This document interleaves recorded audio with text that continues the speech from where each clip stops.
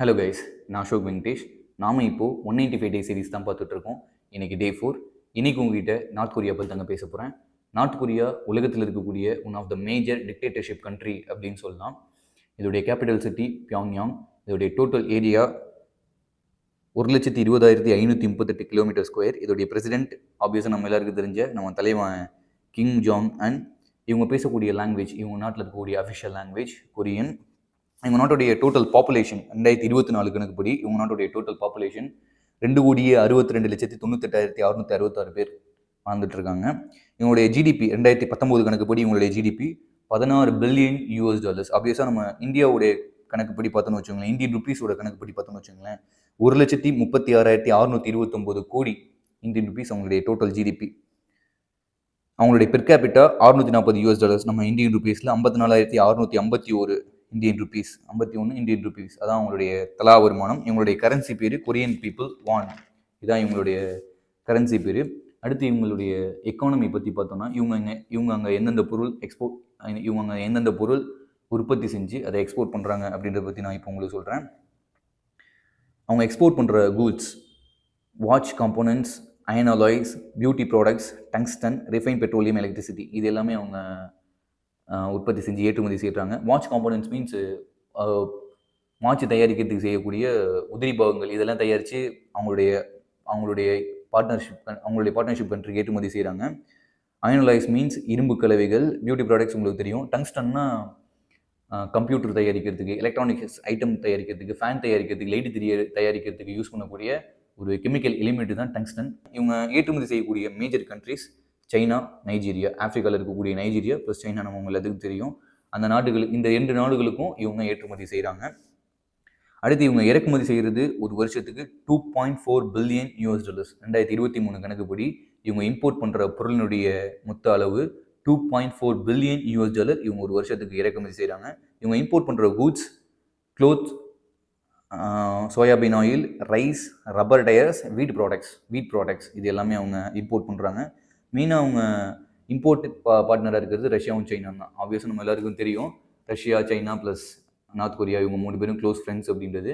இவங்க இம்போர்ட் பண்ணுறது, north Korea import பண்ணுறது இந்த ரஷ்யாட்டையும் சைனாட்ட இருந்து தான். இவங்களுடைய அக்ரிகல்ச்சர் அப்படின்னு பார்த்தோம்னா மேஜர் நம்ம நோட்டீஸ் பண்ண வேண்டியது இதுதாங்க. ஏன் அப்படின்னா அக்ரிகல்ச்சர் தான் நம்ம மெயினாக நார்த் கொரியாவில் நோட்டீஸ் பண்ணணும். ஏன் அக்ரிகல்ச்சர் நோட்டீஸ் பண்ணணும்னா, இப்போ நம்ம இந்தியாவை எடுத்துக்கோங்களேன். இந்தியாவில் நிறைய கம்பெனிஸ் இருக்குது. ஸ்டார்ட் அப் கம்பெனிஸாக இருக்கலாம், ஆல்ரெடி இருந்து பரம்பரையாக லெகசியாக இருக்கிற கம்பெனிஸாக இருக்கலாம். நிறைய கம்பெனிஸ் நம்ம இந்தியாவில் இருக்குது. தமிழ்நாட்டிலே நிறைய இருக்குது. செங்கல்பட்டு பக்கத்தில் மகேந்திரா சிட்டி போனோம்னா ஒரு நிறைய கம்பெனிஸ் அங்கே இருக்குது. அந்த கம்பெனிஸ் வச்சுக்கிறதுக்காகவே ஒரு சிட்டியை ஒதுக்கி வச்சுருக்காங்க. அந்த மாதிரி நம்ம இந்தியாவில் ட்ரேட் சிட்டி இருக்குது. அந்த சிட்டியில் நிறைய கம்பெனிஸ் இருக்குது. நிறைய இண்டஸ்ட்ரீஸ் அதிகமாக இருக்கிற ஒரு நாடு தான் நம்ம இந்தியா. இந்த நாட்டில் உள்நாட்டில் மக்கள் நிறைய பேர் வேலை செய்கிறாங்க. உள்நாட்டு கம்பெனிஸில் நிறைய மக்கள் வேலை செய்கிறாங்க. அக்ரி ஃபார்ம்ஸில் நிறைய பேர் வேலை செய்கிறாங்க. இது பத்தாதுன்ட்டு அப்ராட்ஸ், யூஎஸ் போன்ற எக்கானமியில் வெல்த்தியான கண்ட்ரீஸ்க்கு நிறைய யங்ஸ்டர்ஸ், நம்ம மாதிரி யங்ஸ்டர்ஸ் நிறைய பேர் போய் வேலை செய்கிறாங்க. இவ்வளோ இருந்தும் நம்ம நாட்டில் இன்னமும் அன்எம்ப்ளாய்மெண்ட் இருக்குது. அதில் மாற்றுக்கிறதுல நிறைய பேர் வீட்டில் வேலை இல்லாமல் சும்மா தான் உட்காந்துட்டு இருக்காங்க. ஆனால் நாம் இப்படி இருந்துகிட்டு இருக்கோம். அவங்கள யோசிச்சு பார்த்தோன்னு வச்சுக்கோங்களேன், அவங்களால வெளிநாடுகள்லாம் போக முடியாது. அவங்க இப்போ ஃபேக்ட்ரியில் போய் வேலை செய்கிற அளவுக்கு அந்த அளவுக்கு நாலேஜ் ஃபுல்லாக அந்த கவர்மெண்ட் வச்சுருக்காங்களா என்னன்னு தெரில. வெளிநாட்டுக்கு வேலைக்கு போகிறதுக்கு சுத்தமாக பெர்மிஷன் கிடையாது. நம்ம நாட்டிலேருந்து லட்சக்கணக்கான பேர் யூஎஸ் போய் வேலை செய்கிறாங்க. அப்படி இருந்தும் இங்கே அன்எம்ப்ளாய்மெண்ட் இருக்குது. இவங்க மேஜராக நார்த் கொரியாவை பொறுத்த வரைக்கும் அவங்க சார்ந்து இருக்கக்கூடிய ஒரு தொழில் அப்படின்னா அது அக்ரிகல்ச்சர் ப்ளஸ் அந்த நாட்டில் இருக்கக்கூடிய லோக்கல் கம்பெனிஸ் இதை சார்ந்து தான் இருக்காங்க. அவங்களால அப்ரோட் போக முடியாது. அதனால் அந்த நாட்டு மக்கள் சாப்பாடுக்கு உதவக்கூடிய அக்ரிகல்ச்சரை நம்ம மெயினாக நோட்டீஸ் பண்ணணும். அவங்க மேஜராக உற்பத்தி செய்கிற பொருள் என்னென்னா rice, corn, wheat barley, potatoes, sweet potatoes, soybeans, vegetables, tree fruits இது எல்லாமே அவங்க மேஜராக உற்பத்தி செய்கிறாங்க. அவங்க பிரைமரியாக உற்பத்தி செய்கிற பொருள் என்னென்னா ரைஸ், அதுதான் அவங்க அதிகமாக உற்பத்தி செய்கிறாங்க. ப்ளஸ் அதோடு சேர்த்து கோழிப்பண்ணை, அதுவும் பவுல்ட்ரி ப்ளஸ் எக்கு, இது ரெண்டும் அவங்க மேஜராக உற்பத்தி செய்கிறாங்க. அவங்களுடைய மெயினான பிஸ்னஸாக என்ன இருக்குன்னா மிலிட்ரி ப்ராடக்ட்ஸ் இருக்குது, கெமிக்கல்ஸ் இருக்குது, மைனிங்கும் பண்ணுறாங்க. நிலக்கரி, iron ore, copper, zinc, lead, இது எல்லாமே இந்த மாதிரியான ப்ரெஷியஸ் மெட்டல்ஸ் எல்லாமே அவங்க மைனிங் பண்ணுறாங்க. காப்பரும் ஜிங்க்கும் அதிகமாக பண்ணுறதா சொல்கிறாங்க. ப்ளஸ் அக்ரிகல்ச்சர், டெக்ஸ்டைல் இதுவும் அவங்களுடைய ஜிடிபியில் முக்கியமான பங்கு வகிக்குது அப்படின்னு சொல்லலாம். ஸ்கூல் எஜுகேஷன் ஃப்ரீங்க. ஃபஸ்ட்டு வந்துட்டு kindergarten, 1 year kindergarten, next 5 years primary school, next 6 years அவங்க செகண்டரி ஸ்கூல், மொத்தம் 12 இயர்ஸ் இந்த நாட்டில் இருக்கக்கூடிய school full and full free தான். இவங்க வந்துட்டு சயின்ஸுக்கும் டெக்னாலஜிக்கும் இம்பார்ட்டன்ஸ் தராங்க. சயின்ஸ் ப்ளஸ் டெக்னாலஜி ரெண்டுக்கும் இம்பார்ட்டன்ஸ் தராங்க. இந்த சயின்ஸ் அண்ட் டெக்னாலஜியும் குழந்தைங்களுக்கு கற்றுக் கொடுக்கணும் அப்படிங்கிறதுல அந்த நாட்டு கவர்மெண்ட் அதிகமான முக்கியத்துவம் கொடுக்குறாங்க. ப்ளஸ் அதோடு சேர்த்து English writing, speaking plus communication practice அவங்களுக்கு அதிகமாக அவங்க கற்றுக்கிறதுக்கு கவர்மெண்ட் என்கரேஜ் பண்ணாங்கன்னு சொல்லலாம். எனக்கு என்ன ஒரு டவுட்டுன்னா, இந்த நாட்டு மக்கள் வெளியே போகிறதுக்கே, அந்த நாட்டை விட்டு வெளியே வர்றதுக்கே அந்த கவர்மெண்ட் வந்துட்டு அலோவ் பண்ணுறது இல்லை. நாம போகலாம் அங்கே, நாமன்னா எல்லா நாட்டில் இருக்க எல்லாரும் போயிட முடியாது. ஒரு சில குறிப்பிட்ட நாட்டில் இருக்கிற மக்கள் மட்டும், அதுலேயும் குறிப்பிட்ட பேர் மட்டும்தான் அந்த நாட்டுக்கு போக முடியும். அதுவும் பியாங்யாங் மட்டும்தான் போக முடியும். அந்த நாட்டில் இருக்கக்கூடிய ரூரல் ஏரியாஸ்லாம் போக முடியாது. அதுவும் ரொம்ப ரொம்ப ரெஸ்ட்ரிக்ஷன் அதிகமாக இருக்கும். நம்ம போய் அங்கே விசிட் பண்ணலாம், ஆனால் அவங்களால அந்த நாட்டை விட்டு அவங்களால வெளியே வர முடியாது.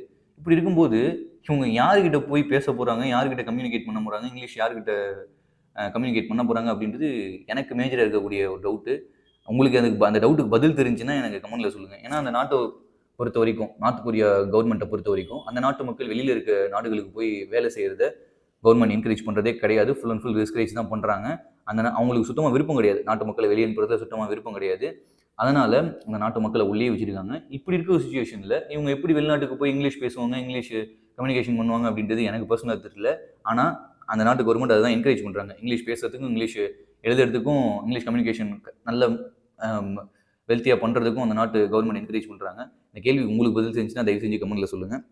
அடுத்து வந்துட்டு கிம் வந்துட்டு மேஜராக இன்னும் ஒரு ஹையர் குவாலிட்டியோடைய ஃப்ரீ எஜுகேஷன் கொடுக்கறதுக்கு அந்த நாட்டில் ரிஃபார்ம்ஸ் எல்லாம் நிறைய கொண்டு வந்திருக்காரு அப்படின்னு சொல்கிறாங்க. இவங்களுடைய ஹிஸ்ட்ரி பார்த்தோன்னா 1945 வருஷம் ஆகஸ்ட் 15 இவங்க ஜப்பான்கிட்ட இருந்து இண்டிபெண்டன்ட் வாங்கினாங்க. நம்ம 1947 வருஷம் ஆகஸ்ட் 15 பிரிட்டிஷ்டிருந்து இண்டிபெண்டன்ட் வாங்கினோம். இவங்க 1945 ஜப்பான்கிட்ட இருந்து இண்டிபெண்டன்ட் வாங்குறாங்க. இண்டிபெண்டன்ட் வாங்கினதுக்கப்புறம் ரஷ்யா, அமெரிக்கா 2 பேர் சேர்ந்து இந்த அன்னைக்கு இருந்தது கொரியா, இன்னைக்கு நார்த் கொரியா, சவுத் கொரியான்னு 2 நாடு இருந்தது. அன்னைக்கு கொரியா மட்டும்தான் இருந்தது. இதன் ஒரு இடையில ஒரு கோட்டை போட்டு சவுத் கொரியா எனக்கு, நார்த் கொரியா உனக்குன்னு சொல்லிட்டு 2 பேர் பிரிச்சுக்கிட்டாங்க. சவுத் கொரியா அமெரிக்கா எடுத்துக்கிட்டாங்க, நார்த் கொரியா ரஷ்யா எடுத்துக்கிட்டாங்க. கொஞ்ச நாளைக்கு அப்புறம் சவுத் கொரியாவுக்கு அமெரிக்கா டெமோக்ரஸி கொடுத்துட்டாங்க, ஜனநாயகம் கொடுத்து மக்களாட்சியும் இம்ப்ளிமெண்ட் பண்ணிட்டாங்க.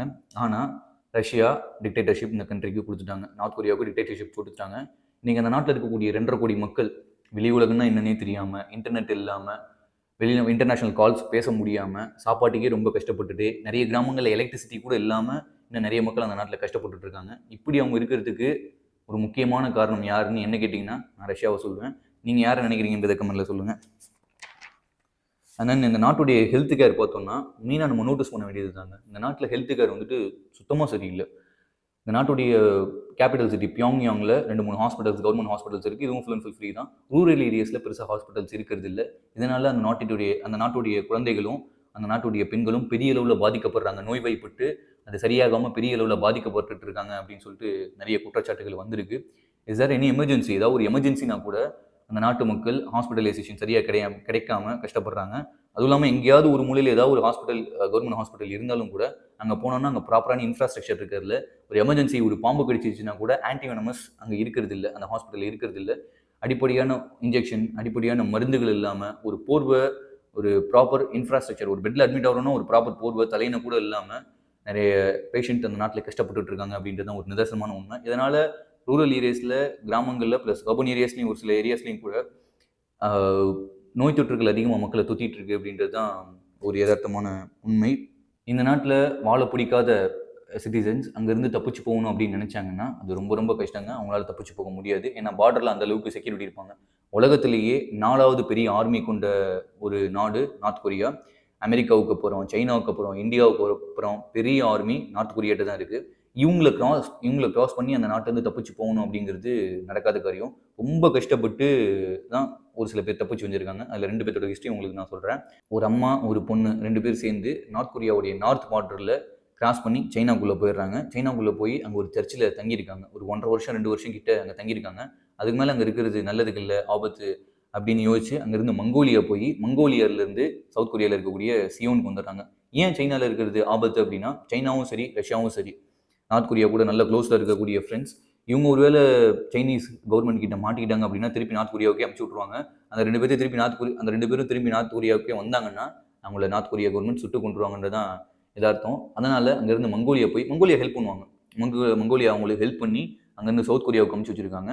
சவுத் கொரியாவில் சியோன் வந்தோடனே அங்கே சவுத் கொரியன் கவர்மெண்ட் அவங்களுக்கு சிட்டிசன்ஷிப் கொடுத்து அங்கே வாழ வச்சிருக்காங்க. சவுத் கொரியாவை பொறுத்த வரைக்கும் நார்த் கொரியாவும் சரி சவுத் கொரியாவும் சரி ரெண்டும் ஒன்றாக்கி அது பழையபடி ஒரு 60-70 வருஷத்துக்கு முன்னாடி இந்த மாதிரி கொரியா அப்படின்ற பேரில் இருக்கணும் அப்படிங்கிறது தான் சவுத் கொரியாவுடைய எண்ணம். அதனாலேயே அவங்களும் நம்மளுடைய சொந்தக்காரங்க தான் அப்படின்னு சவுத் கொரியா யோசிச்சு எல்லாம் ஒரே லாங்குவேஜ் பேசக்கூடியவங்க தான், எல்லாம் ஒன்றா இருந்தவங்க தான், அவங்களும் நம்ம சொந்தக்காரங்க தான் அப்படின்னு சவுத் கொரியா யோசிச்சு அவங்க அங்கேருந்து இங்கே வந்த உடனே எப்படி தப்பிச்சு வந்தாலும் சரி அவங்க அங்கேருந்து இங்கே வந்துட்டாங்கன்னா அவங்களுக்கு குடியுரிமை கொடுத்து ஒரு வேலை கொடுத்து அங்கே பாதுகாத்து வச்சுப்பாங்க.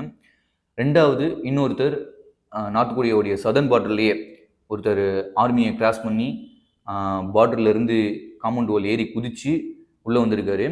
நார்த் கொரியன் ஆர்மி பார்த்துட்டாங்க, பார்த்து அவரை முதுகில் பயங்கரமாக சுட்டுட்டாங்க. குண்டடிப்பட்டு சவுத் கொரியன் பார்டரில் உள்ளே விழுந்திருக்காப்புல.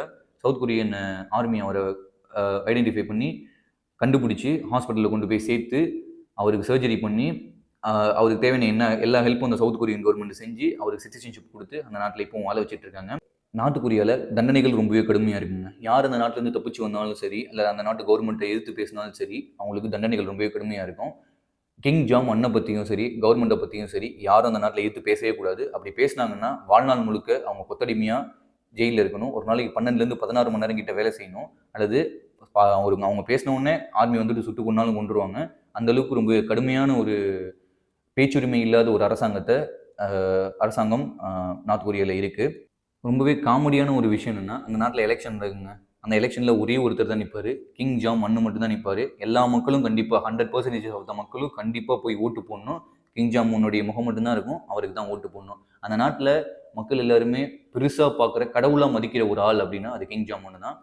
அவங்க அரச குடும்பத்தில் யாராவது ஒருத்தர் கிங் ஜாமுனுடைய அப்பாவோ அல்லது அவங்க தாத்தாவோ இறந்துட்டாலோ அடுத்த ஒரு வாரம் 10 நாள் அல்லது ஒரு மாதத்துக்கு கூட துக்கம் அனுசரிச்சிருவாங்க. யாரும் அந்த நாளில் சிரிக்கக்கூடாது. சிரிச்சாங்கன்னா அவங்களையும் தூக்கி ஜெயிலில் போட்டுருவாங்க அல்லது கொண்டாலும் ஒன்று போட்டுருவாங்க. அந்த நாட்டு மக்களுக்கு கவர்மெண்ட் சொல்லியிருக்க விஷயம் என்னென்னா அவங்களுடைய கடவுள் கிங் ஜாமன் அப்படி தான் அவங்களுக்கு சொல்லி வளர்த்துருக்காங்க. அந்த நாட்டில் இருக்க யாராவது தப்பு செஞ்சாங்கன்னா ஒரு வயசு பையனோ சரி அல்லது வயசில் பெரியவங்களோ சரி யார் தப்பு செஞ்சாலும் சரி குடும்பத்தோடு தூக்கி ஜெயிலில் போட்டுருவாங்க. அது அந்த நாட்டில் இருக்கக்கூடிய ஒரு பழக்க வழக்கம். அந்த நாட்டில் ஆப்ஸ் எல்லாம் கவர்மெண்ட்டுடைய பெர்மிஷனோட மட்டும்தாங்க டவுன்லோட் பண்ண முடியும், அதர்வைஸ் பண்ண முடியாது. ஆப்ஸ் டவுன்லோட் பண்ணுறதுக்குன்னு ஒரு சென்டர் இருக்கும். அந்த சென்டருக்கு போயிட்டு அந்த நாட்டு மக்கள் ஒரு சில ஆப்பை மட்டும் டவுன்லோட் பண்ணிக்கலாம். அந்த நாட்டில் இருக்கக்கூடிய எல்லா வீட்லேயுமே பிரசிடென்ட்டுடைய ஃபோட்டோ ப்ளஸ் கிங் ஜாமுனுடைய அப்பாவுடைய ஃபோட்டோ இருக்கணும். அது மேண்டேட்டரி. அது இல்லைன்னாலும் அவங்களை அரெஸ்ட் பண்ணிடுவாங்க. அந்த நாட்டில் யாரும் டேட் போக முடியாதுங்க. யாராவது ஒருத்தவங்க டேட் பண்ணாங்கன்னா குடும்பத்தோடு தூக்கி ஜெயிலில் வச்சு கொண்டுருவாங்க. நம்ம நாட்டில் இருக்க மாதிரி அந்த நாட்டில் ஃப்ரீயாக யாரும் கார் வாங்கிட முடியாதுங்க. அந்த நாட்டில் யாராவது கார் வாங்கினா கவர்மெண்ட்டுடைய பெர்மிட் வாங்கணும். அந்த நாட்டை நினச்சி மேஜராக நான் வருத்தப்பட்ட ஒரு விஷயம் என்னென்னா அந்த நாட்டு மக்கள் என்னதான் ஜப்பாட்டிலிருந்து விடுதலை வாங்கிட்டாலும் இன்னும் அந்த நாட்டு டிக்டேட்டர்ஷிப் கவர்மெண்ட் கிட்ட இருந்து இன்னும் விடுதலை வாங்கலைன்றது தான் எனக்கு மேஜராக வருத்தமாக இருந்த ஒரு விஷயம்.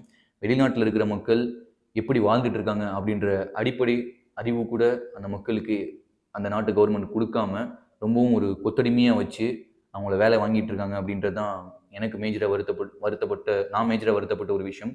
இந்த நாட்டில் எந்த விஷயம் மாறினா நல்லா இருக்கும்னு நீங்கள் நினைக்கிறீங்க? இந்த நாட்டுடைய ஃபியூச்சர் எப்படி இருக்கணும் அப்படின்னு நீங்கள் நினைக்கிறீங்கன்றது கமெண்ட்ல சொல்லுங்கள்.